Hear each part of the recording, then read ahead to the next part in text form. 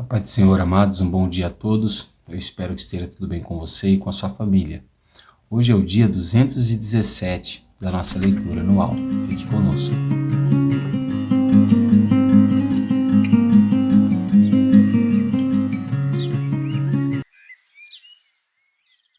Bom, amados, se você tem nos acompanhado aí todos os dias, nós já estamos chegando no final do livro do profeta Isaías. E a nossa porção diária de hoje vai do capítulo 58 até o capítulo 62. Temos uma porção bem interessante, né, com muitas passagens para meditação. Gostaria muito que você lesse com atenção, com cautela, nem que seja em pequenas porções durante o dia. Medite, anote, deixe Deus falar com você através da sua palavra. O nosso texto devocional de hoje se encontra no capítulo 58, dos versos 6 ao 7. Amém? E a palavra do Senhor diz assim: Será que não é este o jejum que escolhi? Que vocês quebrem as correntes da justiça, desfaçam as ataduras da servidão e deixem livres os oprimidos e acabem com todo tipo de servidão? Será que não é também que vocês repartam o seu pão com os famintos, recolham em casa os pobres desabrigados, vistam os que se encontram nus e não voltem as costas ao seu semelhante? Glória a Deus. Bom, amados, eu quero deixar esse capítulo por último, né, para nós meditarmos nele com bastante calma. Tem muita coisa aqui para nós aprendermos, amém?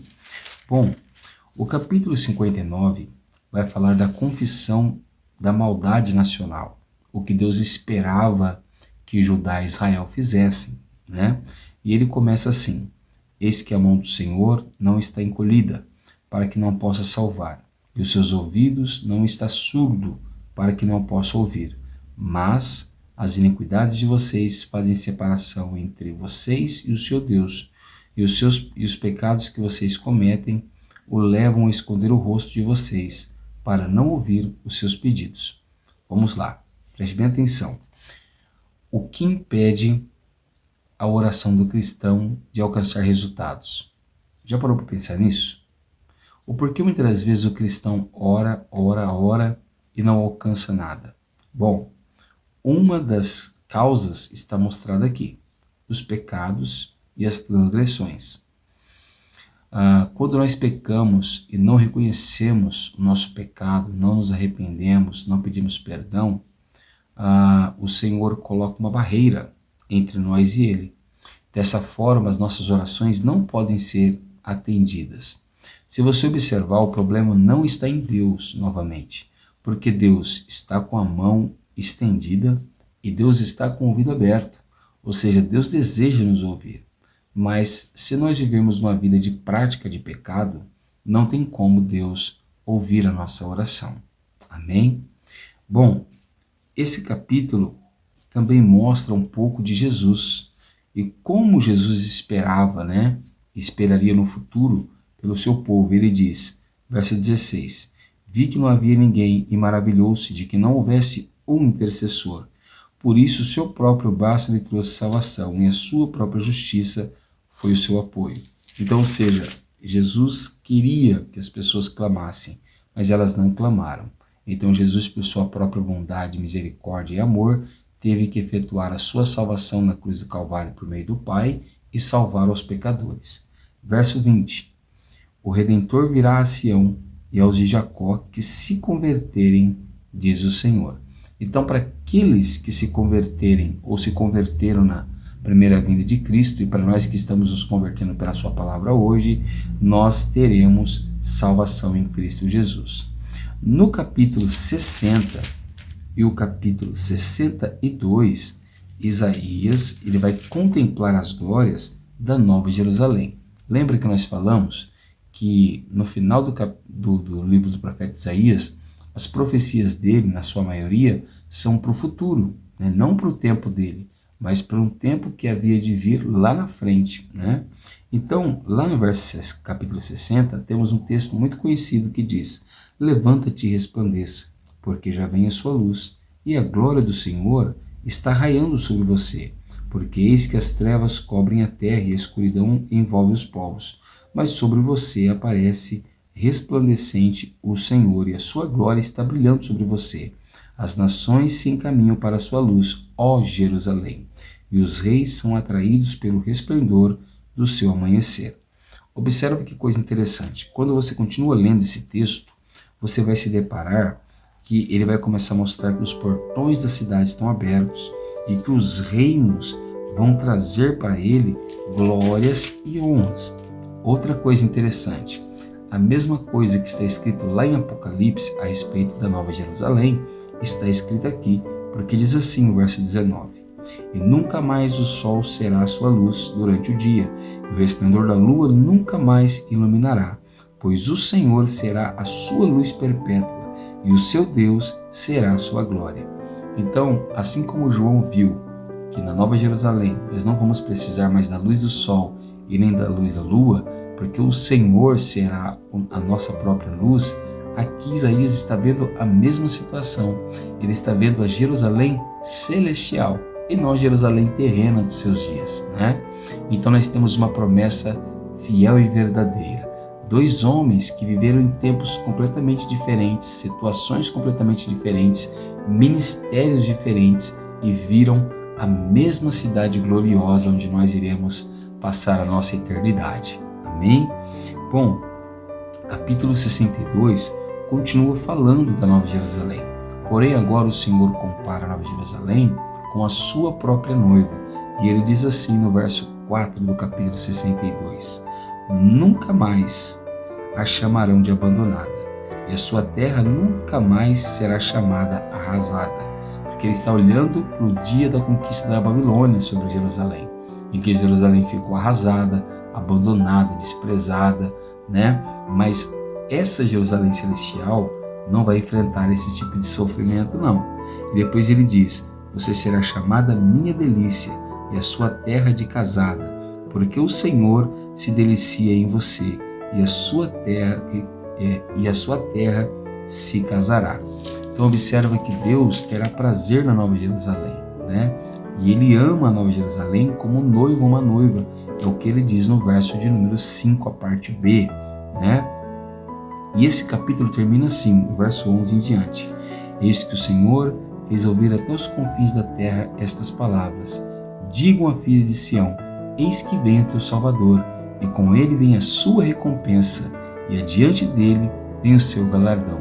Você viu como Isaías está vendo a Nova Jerusalém e está vendo Jesus vindo juntamente com ela?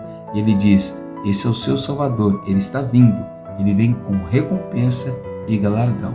É realmente aonde nós iremos ganhar aí a nossa coroa da vida eterna e o galardão pelas obras praticadas para a glória de Deus. Olha como nós seremos chamados, verso 12: E eles serão chamados de povo santo, remidos do Senhor.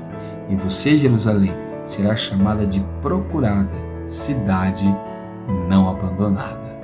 Glória a Deus, né, amados? Ali nós estaremos para sempre com Deus, e Deus ali estará para sempre conosco, nessa cidade santa, gloriosa e celestial. É esse lugar que Jesus diz lá em João 14, que ele foi preparar-nos o lugar, né? E nessa casa existem muitas moradas. Amém? Bom, o capítulo 61 diz a respeito da vinda de Jesus. Porém, esse capítulo ele é separado, né, em duas etapas. E a primeira etapa desse capítulo se cumpre na primeira vinda de Jesus. Porque quando ele recebeu o rolo do livro do profeta Isaías, ele leu esse capítulo e ele disse: O Espírito do Senhor Deus está sobre mim, porque o Senhor me ungiu para pregar as boas novas aos pobres, enviou-me a curar os quebrantados de coração e a proclamar libertação aos cativos e a pôr em liberdade os algemados. Essa é a primeira parte da profecia, e tudo isso se cumpriu na primeira vinda de Jesus, porque o Espírito do Senhor repousou sobre ele a partir do seu batismo. Nós vimos que o Senhor ungiu ele com poder e com graça para realmente pregar as boas novas da salvação. Ele foi aquele que curou aqueles que estavam enfermos, ele restaurou aqueles que estavam quebrantados de coração, ele libertou pessoas que estavam cativas por Satanás e ele pôs aqueles que eram algemados pelo pecado em liberdade, né? Agora, do verso 2 em diante, quando diz: e apregoar o ano aceitável do Senhor, o dia da vingança do nosso Deus, e a consolar todos os que choram. Isso daqui ficou reservado para a segunda vinda de Cristo, aonde ele vai realmente vingar todos aqueles que oprimiram o povo de Deus. Amém? E vai ser aonde nós iremos ser consolados para sempre com o Senhor na Nova Jerusalém. Amém, amados? Bom, o texto que nós separamos para o nosso devocional é do capítulo 58. E esse capítulo inteiro fala de um único assunto: o jejum que agrada a Deus. O que é um jejum? Um jejum é um tempo que a pessoa vai reservar para se privar de alimentos, daquilo que sustenta a carne, o corpo humano. E isso é uma forma de você se santificar e se dedicar a Deus. Agora observa que é interessante que os judeus, em sua grande maioria, sempre jejuaram de uma forma errada. Eles ficavam sem comer, eles oravam, eles se consagravam, mas dentro do coração deles havia muita maldade. Eles não se preocupavam com as pessoas, E é interessante que o profeta Isaías vai declarar que esse jejum deles era feito por próprios interesses, E no dia que eles estavam jejuando, eles oprimiam as pessoas, eles apenas jejuavam para discutir entre eles, para ver quem era o melhor, o mais santo, E quando eles jejuavam, Deus não ouvia o clamor deles. Porque, irmãos, Deus não quer desunião, contendas, desavenças. Não é isso que Deus quer. Esse tipo de jejum não vale nada para Deus. Se você tem jejuado desse jeito, pare agora. Não faça jejum de todo. Não vale a pena ficar sem comer e sem beber água e orar constantemente a Deus e ficar brigando com as pessoas, fazer jejuns para interesses egoístas, Esse não é o jejum que agrada a Deus. O jejum que agrada a Deus é esse. Olha o que diz o verso 6. Será que não é esse o jejum que escolhi? Que vocês quebrem as correntes da injustiça? Então, primeiro, o dia que você jejuar, você tem que se dedicar para você passar a ser um homem, a partir daquele dia, que pratica a justiça e que não aceita a injustiça. Segundo, que liberta aqueles que estão na escravidão, certo? Terceiro, que ajuda aqueles que estão sendo oprimidos. Quarto, quando você jejuar, você tem que acabar com os tipos de servidão em que as pessoas estão submetidas. Então observa que você está jejuando, mas você tem que trabalhar pelos outros durante o tempo do seu jejum. Olha o que ele diz mais. Nós temos que ajudar aqueles que têm fome nesse dia, ou seja, repartir com aqueles que têm necessidade. E nós temos que abrigar aqueles que estão desabrigados, ou seja, se alguém precisar de um abrigo, de um lar, nós temos que estar disponíveis nesse dia. Ele diz mais, você tem que vestir aqueles que estão nus e nós temos que não rejeitar, não virar as costas para aqueles que precisam de nós. Então nós estamos falando de 8 atitudes que Deus espera no jejum. Se nós resumíssemos tudo, o jejum ele tem que ser uma proibição de alimento, tem que ser uma dedicação de oração e de meditação na palavra de Deus, mas ele tem que ser um cuidado maior para a vida das pessoas. Então nós temos que jejuar, nos privar dos alimentos, mas cuidar daqueles que estão ao nosso redor. Agora, olha que coisa interessante. O jejum verdadeiro, observe que essa pessoa não pediu nada por si, diferente do primeiro. Quando você jejua da forma correta, olha as recompensas que esse jejum te traz. Verso 8. Então a sua luz romperá, como a luz do alvorecer, e a sua cura brotará sem demora. A justiça irá diante de vocês, e a glória do Senhor será a sua retaguarda. Olha o que diz. A servidão vai sair do meio de nós, e todo medo de ameaças também sairá do meio de nós. a língua ofensiva também sairá do meio de nós. E se nós abrirmos o coração ao faminto e socorrermos o aflito, então o Senhor vai fazer uma luz nascer no meio das trevas. Olha que coisa interessante. Tem mais. O Senhor vai ser o nosso guia todos os dias, né? O Senhor vai nos ajudar quando nós passarmos por momentos difíceis. O Senhor vai fazer de nós como um jardim regado, um manancial cujas águas nunca secam. Meu Deus, que maravilha! Então, ou seja, a nossa vida vai ser abençoada de uma forma abundante. E ele diz mais, nós nos levantaremos com fundamentos firmes, ou seja, estaremos firmados de verdade em Jesus. E por último, nós seremos chamados de reparadores de brechas, restauradores de veredas, ou seja, nós seremos pessoas que vão ajudar as outras pessoas a mudarem de vida. Então, esses são os benefícios do jejum verdadeiro. Se você gosta de jejuar, eu digo para você, continue jejuando. Se você ainda não jejua, separe pelo menos um dia da sua semana para você se dedicar ao jejum e à oração. Eu creio que Deus vai te recompensar. Mas lembre, todos os dias nós temos que fazer isso como cristãos. Mas no dia que nós jejuamos, não ofenda, não brigue, não maltrate. Ajude, fortaleça, console as pessoas, estenda as mãos para os cansados, dê alimento ao faminto, porque Deus, com certeza, vai te recompensar abundantemente. Amém? Eu sou o pastor Tiago, da Igreja Pentecostal Poder da Palavra, e eu quero orar juntamente com você nessa manhã. Abra o seu coração, feche os seus olhos e ore ao Senhor juntamente comigo nessa hora. Senhor Deus, nosso Pai, nós te louvamos nessa manhã pela sua bondade e pela sua graça.